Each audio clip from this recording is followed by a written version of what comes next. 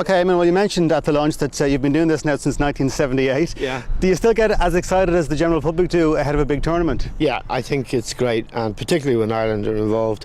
I think everyone's looking forward to it because we've had so much, gloom and doom that we need something to distract us, and this is a great distraction. And we've seen before what a major tournament with Irish involvement can do to the nation. Yes, it can. It can be, it can lift people's spirits. And I think this team, as a group of lads, deserve it. They deserve to go to a major championship. Richard Dunn went in 10 years ago, but he never played. But Shay Given, Richard Dunn, Robbie Keane, John O'Shea, Damien Duff, they're great professionals. They've been around a long time. They've been great servants to Ireland. And this is a great opportunity for them to do something I'm sure they've always dreamed of. And I think people in the country appreciate them and will get behind the team big time. But obviously getting out of this group is going to be a huge ask, isn't it? Yes, it's a very tough group. Croatia, Spain. I don't think Italy are as formidable as they've been in the past. In fact, I know they're not. But it's still a tough group, and the first match is huge. If we were to lose that first game, then things would be very, very difficult for us. But I think 4 points will be enough to get out of the group. So if we pick them up, I think we're well capable of beating Italy. I think if we pick up a point either against Croatia or against Spain, 4 points will get us out of the group, and that will be an amazing achievement.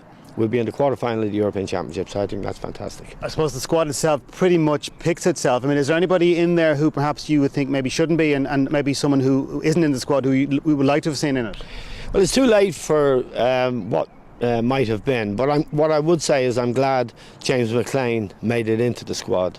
And unfortunately, James McCarthy couldn't go for family reasons. Not really. I think what he's got for what needs to be done now is fine. We must bear in mind that we have World Cup qualifiers in September, and there are young players like Seamus Coleman who we will need over the coming years.